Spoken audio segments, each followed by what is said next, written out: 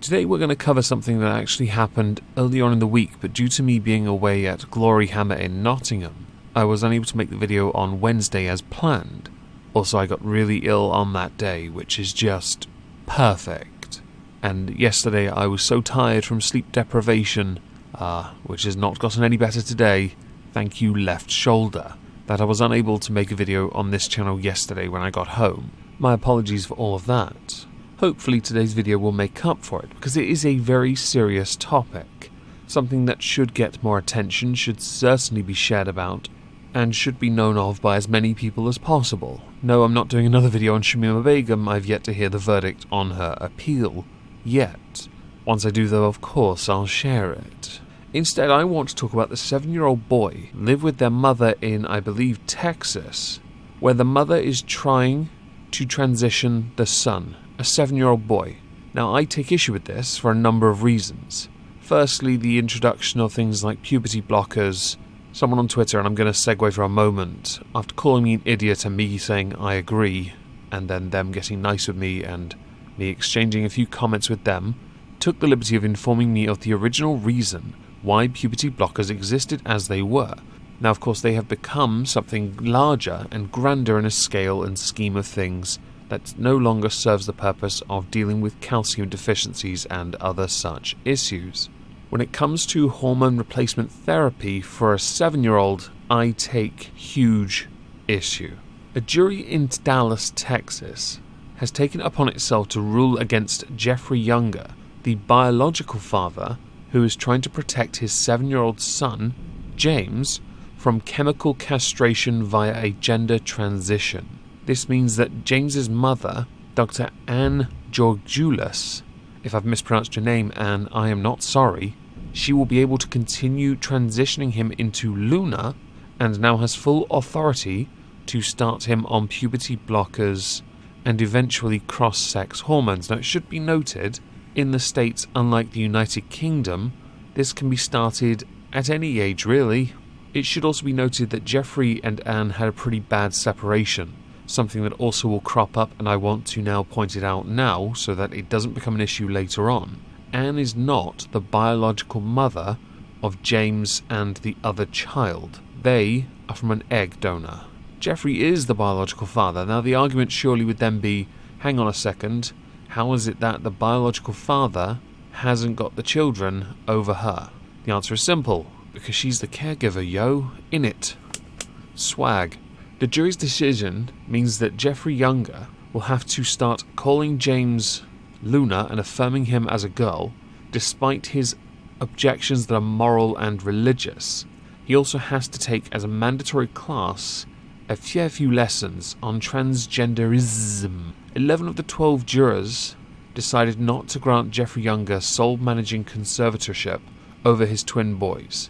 They voted that the current joint managing conservatorship should be replaced by a sole managing conservatorship, but that Mr. Younger should not be that person. The judge will read her ruling on possession, child support, and other requests from Anne on Wednesday, which had been initially delayed by 1 day, but has since been ruled by Judge Kim Cooks that James's parents will have joint conservatorship over him. In a video I did on this subject months ago, I played clips of what I thought were accurate. As far as I was concerned, this should never have gone to a courtroom for many, many reasons, not least because there should never be any kind of access to these kind of drugs to children until they are a certain age. Because this is a key point and a problem that many seem to be unable to understand. A child still needs to go through puberty at some point, and all you're doing is stunting them. I now want to quickly go through the list of things that Anne wanted to get the court to do.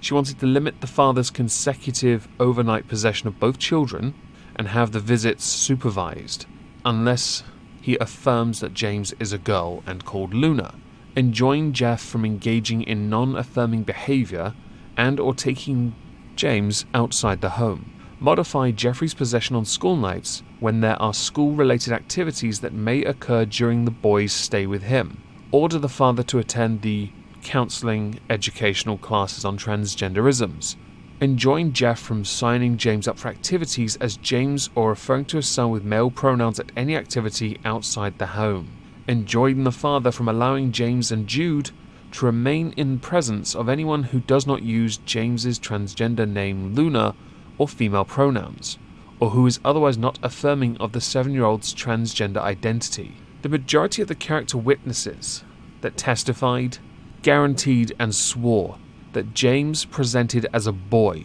when he is with his father, and they have never seen any reason that would indicate that James wants to be a girl, which means that somebody is playing a rather stupid game. You are making a mockery of transgender, the entire community, by using your son for a reason that makes no sense, other than to say, I have a trophy, here it is. I'm so proud. You go, girl. And you make me sick, by the way. I hope you see this so you know I think that.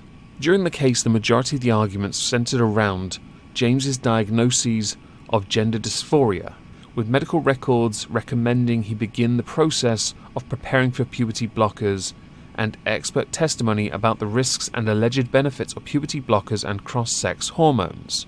How about we just look at the list of things more likely to happen through somebody that has to go through this and realise maybe it's best the child go through childhood first and then do it as an adult when they are fully grown, fully developed and their body is ready, instead of introducing chemicals that will undoubtedly cause a whole host of problems and damages, proof of which comes from the plethora of studies that show the adverse effect on children, the adverse effect on those who have transitioned too early. How about the number of children in the United Kingdom, and this is a great example by the way, hundreds, who have changed their mind because a child can't make an adult decision. Hell, I covered this on my channel earlier this week with somebody who transitioned from male to female to male to female. 3 transitions, everyone, within the space of 5 years. Congratulations. One of the biggest concerns Jeff has is that Anne is forcing a lifetime of misery onto their son. Transgender identifying individuals, even when encouraged in their confusion, suffer from more psychological issues than the general population, have shorter lifespans and are more likely to go down paths you don't want to go down. Another point I really want to make, a really important point, and this is something James can't yet understand or know. He is 7. It's the fact that if you start your son down this path, you are effectively chemically castrating him in the future. You are denying him a choice, one he has yet to be able to understand, comprehend, and or make. The moment you decide to play those kind of games with somebody, you are setting yourself up for an inevitable fail. If your son presents as a boy, but you're not allowing them to be themselves, and this is key, every child should be allowed to do, think, say, and dress however they want, of course. I would say that for Desmond is amazing as well, by the way. You can dress however you want. Just go to school, please. Do your homework.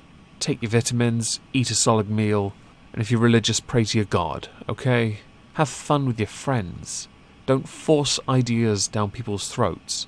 And don't manipulate children into thinking what you think is right when everyone else knows it's wrong. You are using your child as nothing more than a trophy. And I'm right. And you know I'm right. The children should now be in Jeff's possession. Not least because he is the biological father. Your behaviour is unacceptable, and I firmly stand on his side against you. You are not respecting your son. You are telling him what he is. You are not allowing him to express himself. And that is why people like you suck. That's why people like you don't deserve to have children. Because instead of nurturing them and giving them a life worth having, one they can enjoy, flourish, and prosper under, you are depriving them of one key thing. And I don't get this. I really don't get how some people will do this. You are depriving them of the chance to choose. And because he's 7, there is no way he can make that decision. I'd argue wait until he's 18. By then, he will know what he wants. Now, as I'm done here, I do want to know what you think about this. I will link a few articles and my previous video in the comments description down below. Description, not comments. I'm sorry. I'm going to stream tonight on Twitch at 7 and then at 9:30 over on the Moistonia live channel. Link to both, description below. Have a lovely day if I don't speak to you anytime on those streams. Enjoy your weekend, and thank you all for listening. Before I forget, so we're not done just yet, Republican Governor for Texas Greg Abbott has tweeted out that the events concerning James Younger are being looked into by the Texas Attorney General's Office and the Texas Department of Family and Protective Services.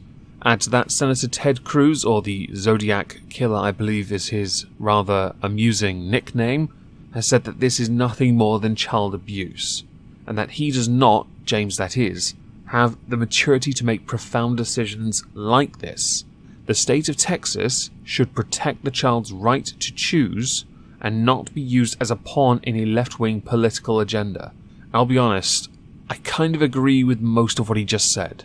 I think it's pretty obvious what I don't agree with. I don't care what your political leaning is.